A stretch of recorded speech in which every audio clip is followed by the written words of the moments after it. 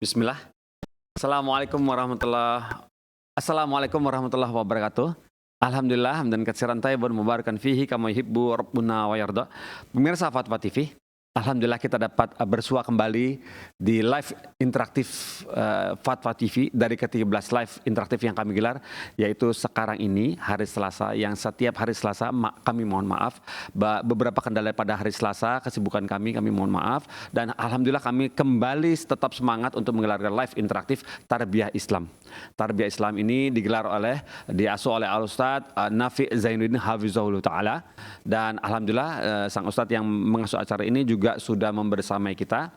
Mohon pemirsa memanfaatkan untuk bisa line yang sudah kami sediakan, ada 2 line ya. Semoga bisa dimanfaatkan dan sebaik-baiknya bertanya kepada Ustadz yang mengasuh acara ini. Pertama, line-nya adalah line nomor telepon kode Jakarta 021212 32333 begitu. Nah, satu lagi line telepon untuk telepon WhatsApp. Telepon WhatsApp ya di 0821 7000 6087. Hampir saja lupa. Alhamdulillah ingat. 0821 7000 6087 ya. Itu save dulu nomor telepon kami, kemudian nanti bisa bertelepon. Dan untuk menggunakan fasilitas yang telepon WhatsApp ini, mohon dicari sinyalnya yang kuat ya, sinyalnya yang penuh, sinyal internetnya, sehingga nanti Ustadz mendengarkannya tidak terputus-putus. Jadi dijawabnya juga secara lengkap dan tidak salah jawab. Begitu sepertinya ya. Dan kami juga menyediakan satu line lagi. Oh, ada 3? Enggak, yang satu ini adalah line atau link untuk ta'awun dakwah bersama Fatwa TV. Ya, ta'awun dakwah bersama Fatwa TV seperti nomor tertera yang kami sudah sediakan, nomor rekeningnya tersebut di layar. Barakallahu fikum. Seperti itu nomornya. Ya, kami di sini bersama semua jamaah yang ada di Fatwa TV yang menonton, pemirsa, kami tunggu kabar baiknya ya, barakallahu fik. Dan tidak berpanjang lebar, kita saatnya menyapa Ustadznya ya. Assalamualaikum warahmatullahi wabarakatuh, Ustadz Nafi. Assalamualaikum warahmatullahi wabarakatuh. Alhamdulillah barakallahu fikum Ustaz. Alhamdulillah Ustaz, kami bersyukur kepada Allah, kemudian berterima kasih kepada antum yang tetap merelakan waktunya untuk kami ganggu di tengah kesibukan antum. Kami juga tahu antum di bagian pendidikan di Dewan Perhimpunan Al-Irsyad, di Perhimpunan Al-Irsyad. Kemudian antum juga ada mudir di salah satu mahat. Kemudian antum juga ada membimbing para haji dan umroh. Barakallahu fikum Ustaz. Masya Allah, kesibukannya banyak sekali. Bagi yang satu. Barakallahu fikum Ustaz. Alhamdulillah. Ustaz, untuk ini Ustadz, di pertemuan kali ini Ustadz, kami ingin mendapat dari antum. Kami membiasakan diri untuk mendapatkan nasihat semua dari acara live interaktif, termasuk tidak terkecuali di acara live kali ini yang antum asuh, yaitu nasihat untuk kami, untuk orang tua murid, untuk orang yang sekarang mau tahun ajaran baru, sudah mau kenaikan kelas, sudah mau lulusan. Nah, bingung mau lulus, mau lari kemana, mau kuliah di mana, bagaimana bentrok antara maunya anak sama orang tua. Mungkin antum bisa kasih pencerahan untuk mereka-mereka yang sedang dalam perseteruan di dalam rumah tangga, namanya anak remaja maunya ngotot, orang tua nggak mau kalah karena sudah punya yang pegang uangnya. Mohon Ustaz diberikan pencerahan untuk kita semua di sini. Barakallahu fikum, tafadhol ya Ustaz. Mengamalkannya dan untuk menjalankan syariat Allah Subhanahu wa taala sebisa mungkin. Fattaqullaha mastata'tum. Secara teknis tadi dikatakan oleh Mas mungkin terkait pandangan ya, antara orang tua, anak ya, antara keinginan orang tua dan anak.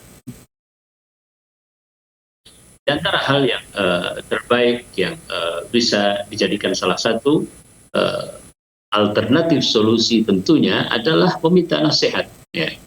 Karena setiap orang ya, mempunyai pandangan, akan tetapi pandangan tersebut ya akan nampak ya kekurangan-kekurangannya ya, dan akan bisa dilengkapi ya kekurangan-kekurangan tersebut apabila dia berbicara dengan yang lain. Dan kita itu mendapatkan hal yang seperti ini bahkan di keluarga para al-anbiya alaihimussalatu wassalam. ya, mana kisah Nabiullah Ibrahim ya dengan Ismail ya, yang di dalam perjalanan keduanya dipenuhi dengan banyak hiwar atau percakapan ya. Demikian pula Nabiullah Dawud dan Nabi Sulaiman ya, dan seterusnya. Bahkan Rasul sallallahu alaihi mengajarkan seperti itu. Yang pertama kali dilakukan adalah meminta nasihat kepada yang ilmu, baik terkait dengan ilmu secara umum atau terkait dengan teknis ya, sekolah mana yang dia harus pilih ya. Kemudian bidang apa yang dia harus pilih Ya. seterusnya. Yang kedua adalah musyawarah di antara keduanya, yaitu orang tua dan anak ya. Karena hal tersebut insya Allah juga menguatkan motivasi, di samping menjadikan anak di dalam menjalaninya lebih mantap ya, lebih kerasan misalnya ya, lebih serius dan seterusnya. Dan ini adalah perkara yang penting dimusyawarahkan antara anak dan orang tua ya. Dan apabila ternyata keduanya mendapatkan pada akhirnya taufik untuk, maka itu adalah nikmat yang sama-sama kita harapkan. Kemudian yang ketiga, yang terakhir adalah bahwasanya seorang di dalam melaksanakan amaliyah tertentu, ya, amal tertentu, maka hendaklah beristikharah, berdoa kepada Allah Subhanahu wa Ta'ala. Karena istikharah adalah memang sesuatu yang diajarkan di dalam din, dan kita tahu bahwasanya lafaz dari istikharah begitu sesuai dengan kemungkinan-kemungkinan yang ada pada diri seorang manusia ya. Kita menempatkan diri sebagai seorang hamba yang tidak tahu perkara ke depan, dan kita berikrar bahwasanya Allah Subhanahu wa Ta'ala adalah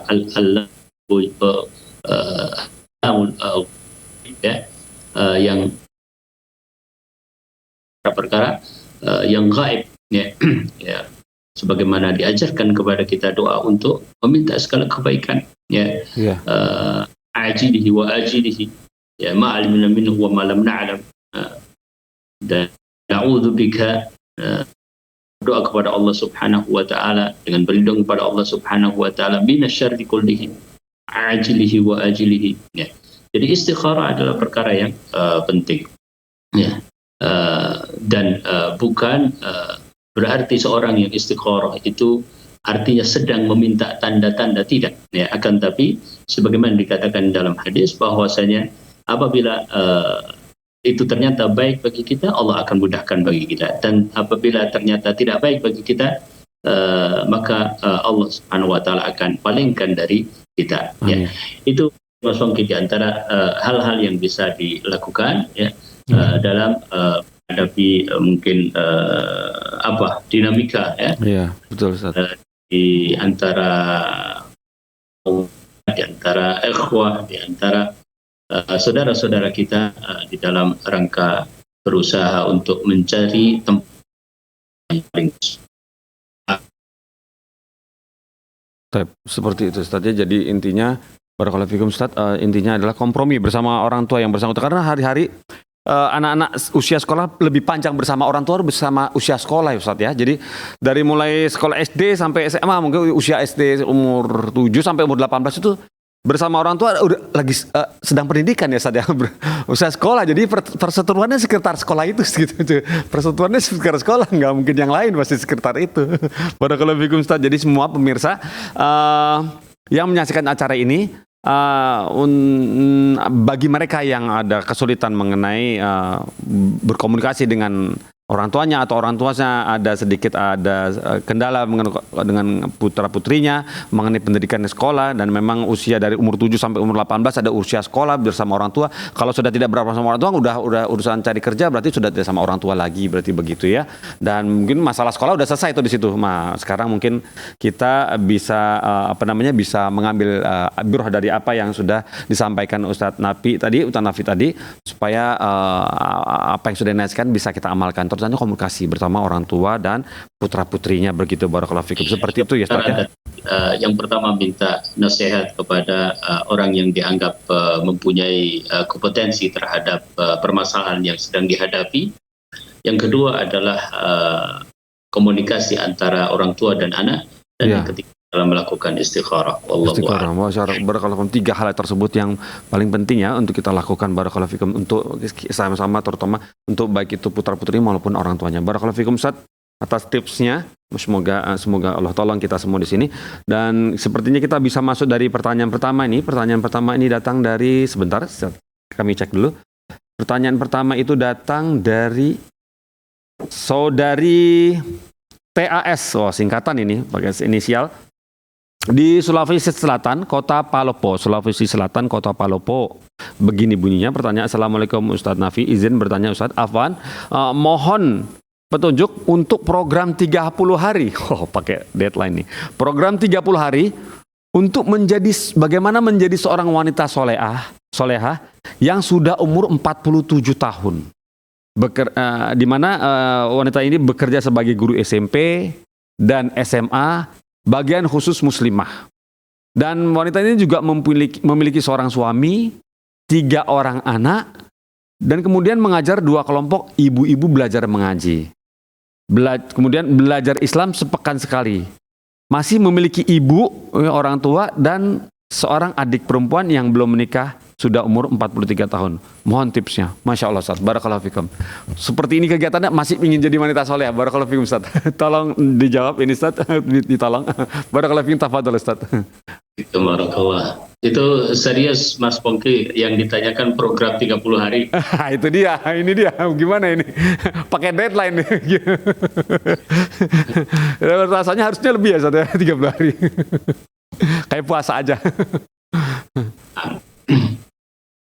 Alhamdulillahi Rabbil Alamin, nusalli wa nusallim ala sayyidil awwalina wal akhirin, Muhammad ibn Abdullah al-Amin, wa ala alihi wa ashabihi ajma'in, wa man sara ala nahjihi ila yaumiddin. Secara khusus, apabila ditanyakan tentang program tersebut, tidak terbayangkan buat saya sekarang ini untuk memilihkannya. Namun ada di antara nasihat para ulama yang kita bisa ambil istifadah. Apa di antaranya? Di antaranya yang dinasihatkan oleh para ulama di dalam talabul ilmi, dan tentu menjadi seorang yang saleh dengan ilmu, adalah bahwasanya seseorang harus mendasarkan di dalam belajar pada satu petunjuk dari para ulama. Ya. Dan di antara petunjuk tersebut, ya, setelah seseorang memahami thariqah secara umum, ya, yaitu bahwasanya memulai dengan Al-Quranul Karim, kemudian setelah itu dengan hadis-hadis Nabi, dan hadis-hadis Nabi yang begitu banyak disebutkan oleh para ulama, hendaknya memulai dari hadis-hadis yang terkait dengan hukum. Kenapa hal tersebut dilakukan? Ya, sebab ya, kalau hadis-hadis yang terkait dengan atau nasihat, maka seandainya kesalahan di dalam penyebutan lafaz dan sebagainya, maka makna dari nasihat benar, ya. Akan tapi kalau hadis-hadis yang terkait dengan hukum, memang lebih harus rokatnya. Mereka menasihatkan agar setelah Al-Quranul Karim mulai dengan hadis yang terkait dengan hukum. Kemudian yang terkait dengan hukum para menyebutkan untuk buku yang singkat, ya, buku-buku yang tentang hadis-hadis yang sudah dipilih ulama, ya.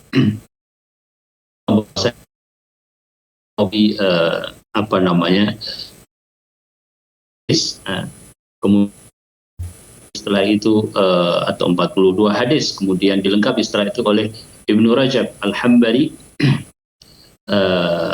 rahim.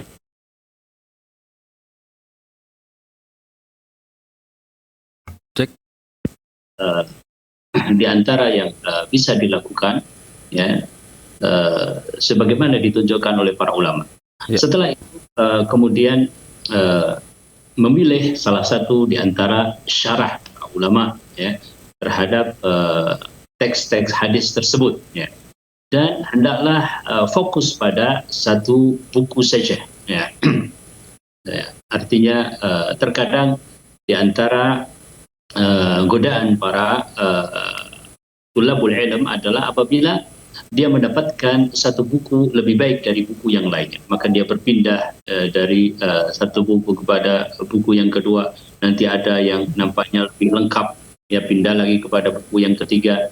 Nanti ada yang keempat, bukunya mungkin dia rasa lebih enak dibaca dan seterusnya. Ya, tidak dinasihatkan oleh para ulama. Ya, sebagai contoh bahwa Arba'in Nawawiyah mempunyai beberapa syarah, maka dinasihatkan oleh para ulama untuk fokus pada satu syarah saja. Nah, setelah itu kemudian dia membangun wawasan keislamannya pada syarat tersebut. Seandainya sudah selesai, maka barulah dia berpindah kepada yang lainnya. Oh gitu. Ini thalabul ilm, ya. Adapun di dalam masalah kemudian bagaimana beramal dengan ilmu tersebut, ya, sehingga kita digolongkan oleh Allah Subhanahu wa taala sebagai orang-orang yang saleh dan salihah, ya. Tentu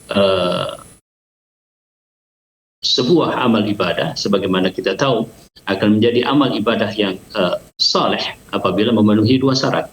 Dan kita akan menjadi orang yang saleh apabila di dalam beramal memenuhi dua kriteria tersebut, yaitu kriteria yang pertama adalah amalan yang didasarkan ikhlas karena Allah Subhanahu wa taala. Amalan yang kedua adalah atau kriteria yang kedua adalah syarat yang kedua adalah sesuai dengan petunjuk Rasul Shallallahu Alaihi Wasallam. Nah, aktivitas yang selama ini dilakukan, ya, baik sebagai ibu rumah tangga, baik sebagai istri, baik sebagai pengajar, ya, dan seterusnya, ya, hendaklah dimulai dari ikhlasun niyah, keikhlasan niat, ya.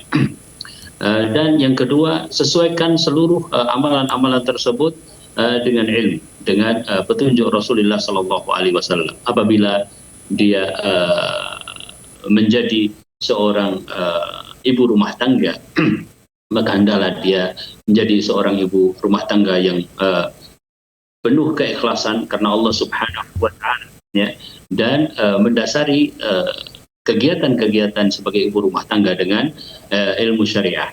Begitu pula ketika dia mengajar, begitu pula ketika dia sebagai anak, begitu pula ketika dia sebagai istri dan seterusnya. Maka itu adalah program untuk kita kemudian menjadi seorang yang saleh dan juga salihah.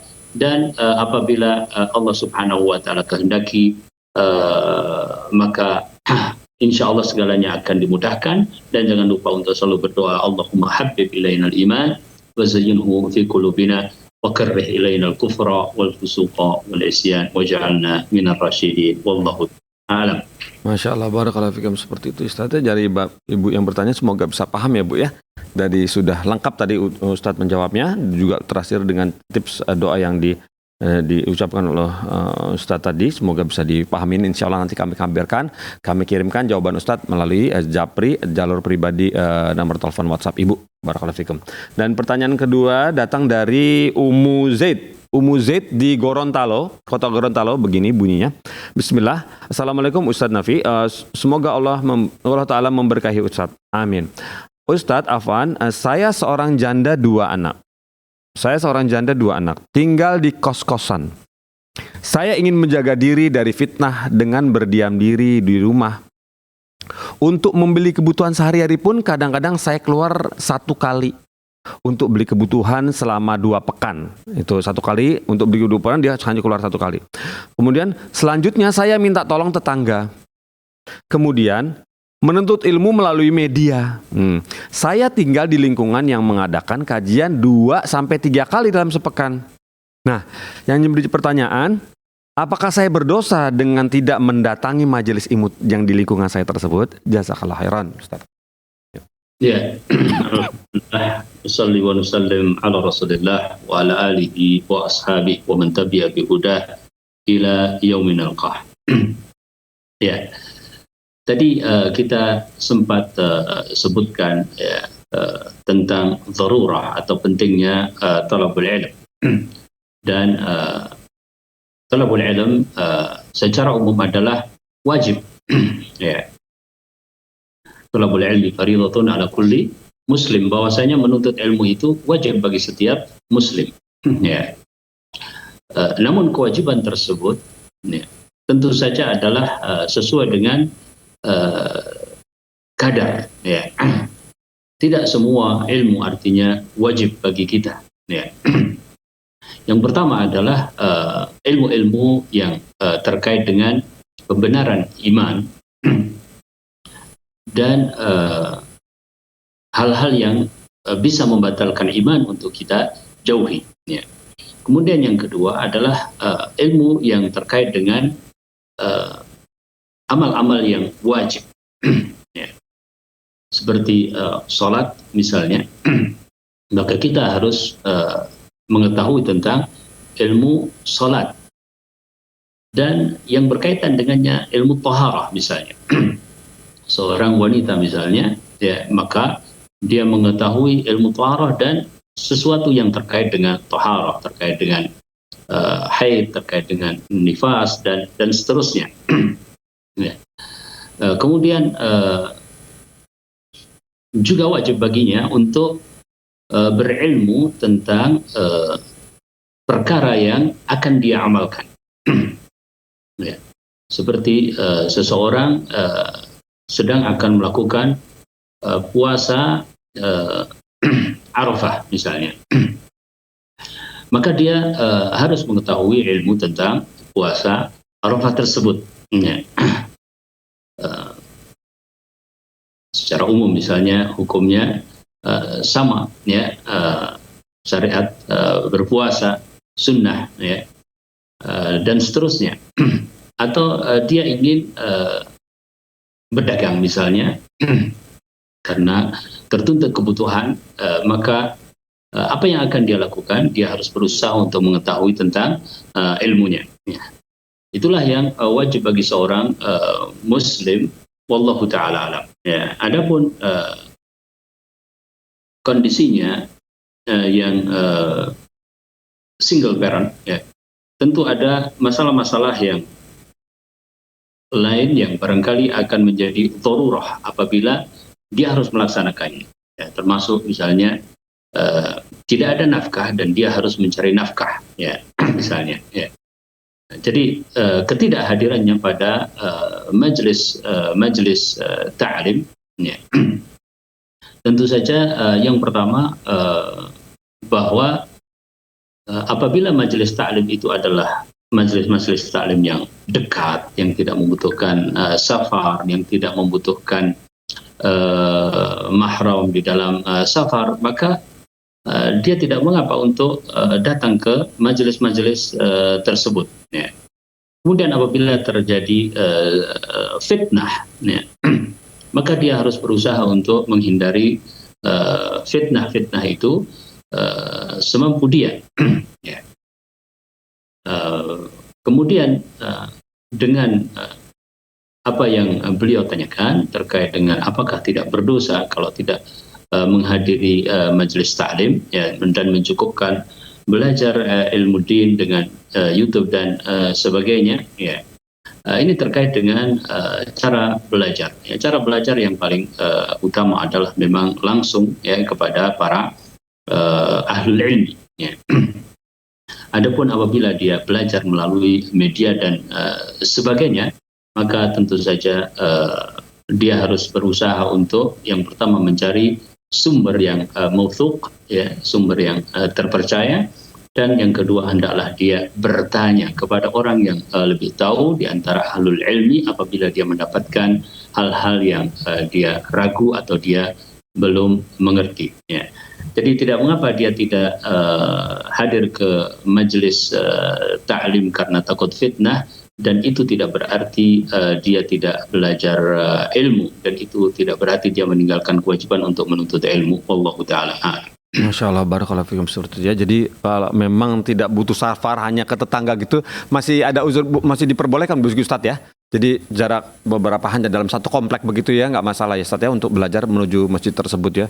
Barakallahu fikum Ustadz. Alhamdulillah, semoga menjadi solusi bagi ibu yang bertanya ya. Jadi di sini Ustadz memberikan semangat kepada ibu untuk tetap semangat menuntut ilmu, apalagi kalau ada masjid tempat kajian-kajian tersebut dekat gitu Bu ya. Ya, semangat Bu. Barakallahu fikum Bu.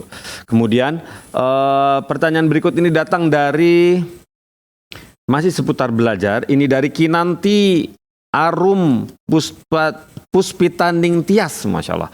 Kinanti Arum Puspaning Tias Anjani, Masya Allah, empat kata kononnya, di Kabupaten Jember, Jawa Timur. Begini bunyinya pertanyaannya. Assalamualaikum Ustaz Nafi, izin bertanya Ustaz. Saya putri tunggal, kuliah di STDIS, nah, dari janda tua. Kemudian saya hidup berdua dengan beliau di kontrakan. Ibu saya sering sakit-sakitan dan susah jalan. Beliau semakin sepuh. Walau beliau beliau selalu mengaku kuat karena mendukung saya dalam menuntut ilmu. Waktu berbakti kepada beliau sangat berkurang Ustadz, karena saya lebih banyak menghabiskan waktu untuk belajar dan murojaah. Karena saya baru belajar agama di sini dan tidak pintar seperti teman-teman saya, apalagi saya tidak di asrama. Saya cinta menuntut ilmu Ustadz, dan saya ingin jadi anak berbakti. Nah, yang mau ditanyakan, apakah perbuatan saya sudah benar Ustadz? Tolong kuatkan saya dengan nasihat. Saya juga kadang sering sakit. Terima kasih atas nasihatnya. Barakallahu. A'anakumullah. Alhamdulillah, nusalli wa nusallim ala Rasulillah. Ya. Yang zahir dari apa yang dibacakan oleh Mas Pongki tadi, wallahu taala alam, bahwasanya beliau bersama orang tuanya ya. Iya, betul. Janda, ibu sendiri, ya, anak tunggal. Ya. Ya, artinya ada kewajiban untuk berbakti kepada orang tua dan ada kewajiban untuk menuntut ilmu. Ya. Dari apa yang ditanyakan tadi, bahwasanya nasihat para ulama, ya, Allahu a'lam. Ya. Apabila kita bisa mengumpulkan dua kebaikan sekaligus, maka itulah yang paling baik. Iya. Sehingga apabila tidak bertentangan antara keduanya, ya, dan itulah yang digambarkan sebagiannya, ya, maka itu sudah merupakan amalan yang terbaik.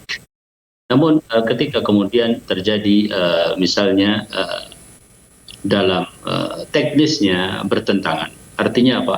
Orang tua membutuhkan kita berada di sampingnya karena sedang sakit. Dan tidak ada orang yang lain yang bisa diandalkan sakitnya. Iya. Itu dalam hal ini hal tersebut lebih diutamakan, ya, dari kegiatan menuntut ilmu, dari yang digambarkan olehnya. Ya. Maka berbakti kepada ibunya, ya, yang misalnya harus ditunggui dan sebagainya, hal tersebut tentunya adalah lebih wajib. Ya. Karena agama kita mengajarkan hal tersebut, ya, dan menjaga kesehatan yang terkait dengan keselamatan tentu saja adalah perkara yang merupakan penjagaan terhadap jiwa, dan itu termasuk darurat yang harus dikedepankan di dalam hal ini. Ya. Jadi ketika ada hal yang bertentangan, wallahu taala alam, maka tentu berbakti kepada ibunya yang hanya dia sendiri, ya, maka itu lebih diutamakan atau lebih didahulukan.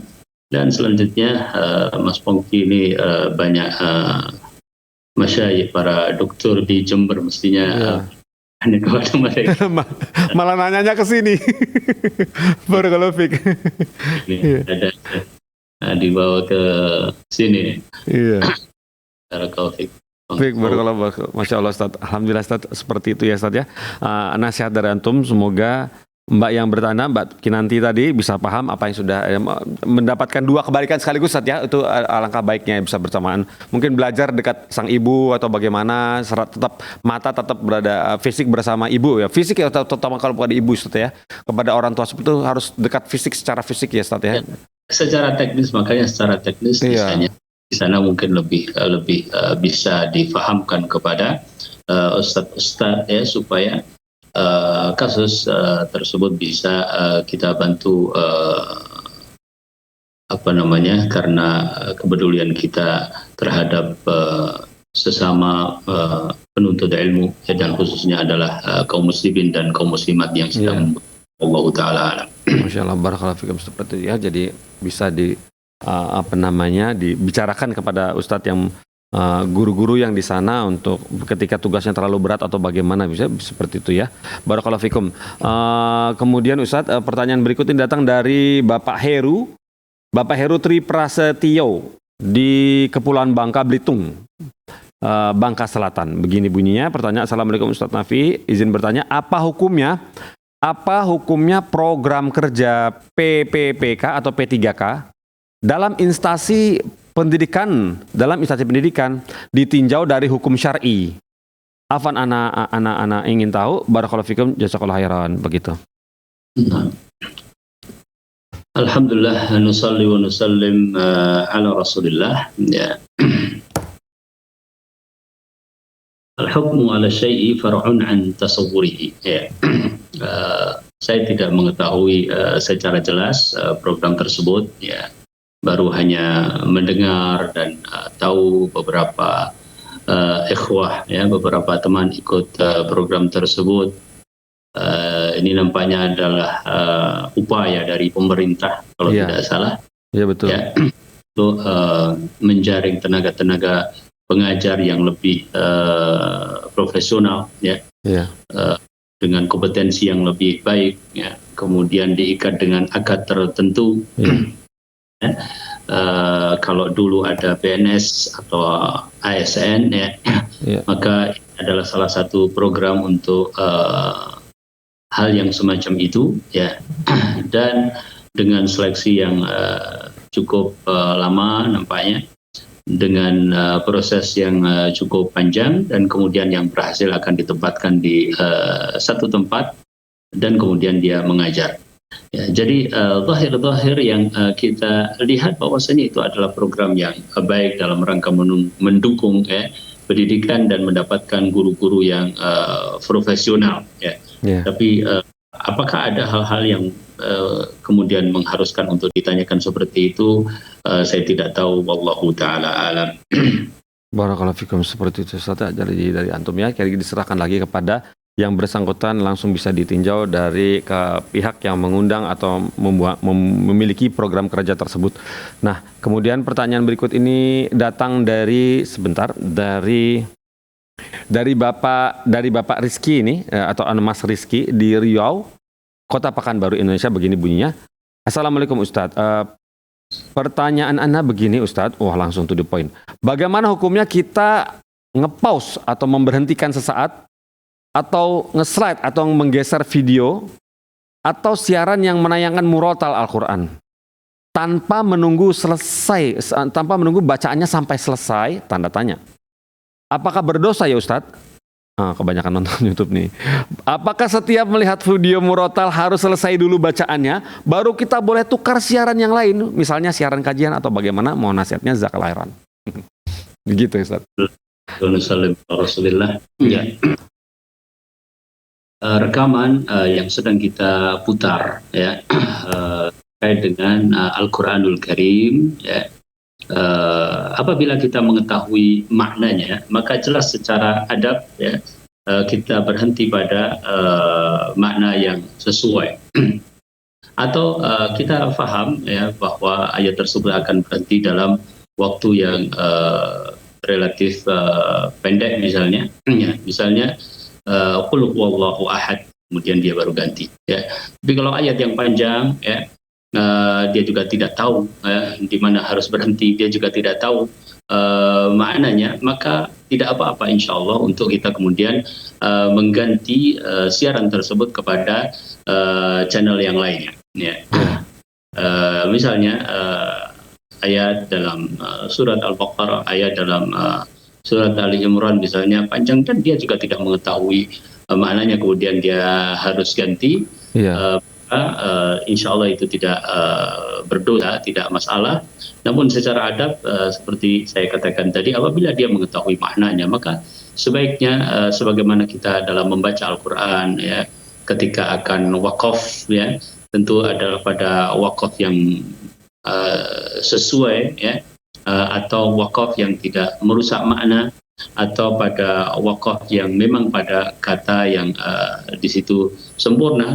Kadang-kadang kalau yang seperti itu akan diketahui dengan baik oleh orang yang memahaminya, tapi mungkin sebagian orang nggak tahu yang huruf mana, ini yang fiil mana, ini yang kata kerja mana, dia juga tidak mengetahui ya. Jadi secara umum, secara adab, apabila dia bisa berhenti atau memberhentikan pada tempatnya, maka itulah yang lebih baik. Wallahu ta'ala a'lam. Masya Allah, barakallahu fikum, seperti itu ya. Strategi dari antum, jadi kesimpulan tidak masalah ya Ustaz ya, untuk mengganti, nggak masalah ya Ustaz ya. Barakallahu kan juga harusnya kalau mengganti di wakafnya ya Ustaz ya, di wakaf kalau bisa ya. Oh, ini ada telepon ya, coba kita sapa. Ya, Ummu Sofia di Bogor. Assalamualaikum Fatwa TV. Halo. Halo, Assalamualaikum Fatwa TV. Halo. Baik, kita nantikan sesaat. Apakah bisa tersambung ini?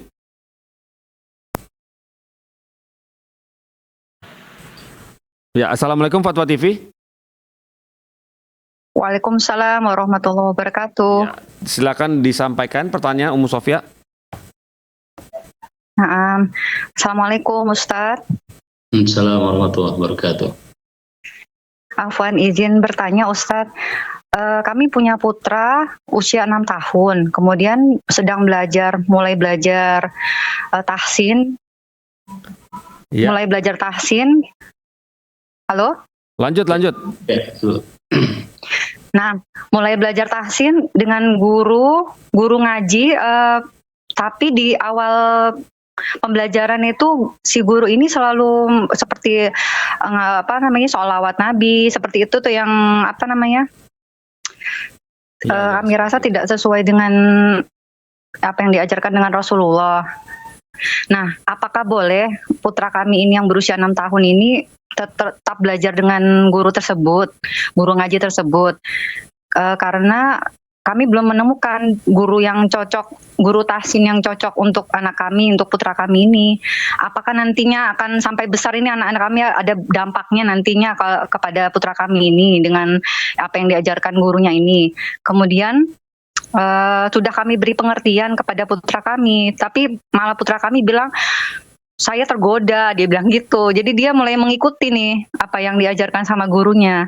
Seperti itu Ustadz, pertanyaan dari Ana. Syukron, jazakallahu khairan. Baik, barakallahu fiik. Zakal Khairan sudah telepon ke Fatwa TV Ummu Sofia. Tafadhol Ustaz, jawabannya. Nah, alhamdulillah, nusalli wa nusallim ala Rasulillah. Ya. Yang pertama bahwasanya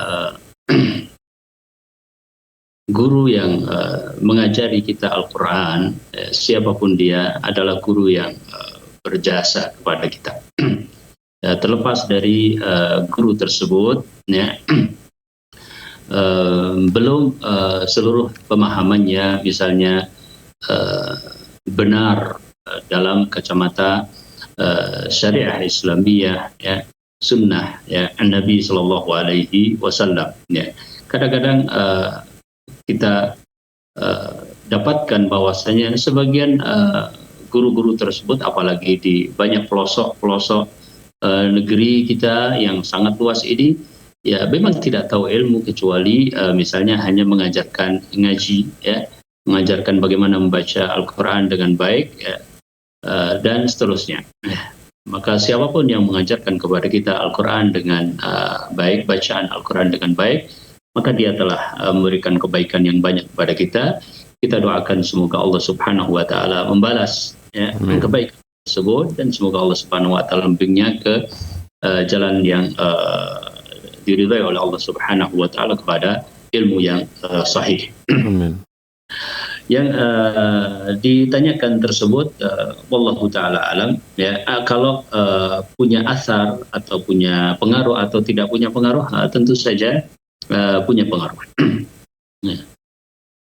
Dan anak-anak memang khususnya pada usia 6 tahun dan yang lainnya, kalaupun dia tidak mendengar hal tersebut, dia akan mendengar dari yang lain, ya, mendengar perkataan, bahkan perkataan yang bisa jadi masuk ke dalam lagu dan sebagainya. Ya, dia mendengar dan dia menirukan. Ya. Artinya bahwa memang anak seusia tersebut adalah anak yang sedang mendengar dan menirukan. Yeah. Tadi sudah diarahkan untuk yang lebih baik, ya insya Allah cukup, ya. Insya Allah cukup. Dan apakah punya pengaruh? Punya pengaruh, akan tapi anak masih kecil, ya. Insya Allah banyak kesempatan untuk kemudian nanti memberikan kepada hal-hal yang lebih baik yang untuk dia hafal, dan terutama juga bersalawat kepada Nabi Sallallahu Alaihi Wasallam. Ajarkan kepada dia bagaimana salawat yang benar, ya. Karena memang banyak salawat-salawat yang ada di masyarakat kita, ya. Perlu diteliti lafaz-lafaznya, ya. Kita tidak menafikan bahwa mungkin salawat-salawat tersebut timbul dari kecintaan orang itu kepada Nabi Sallallahu Alaihi Wasallam.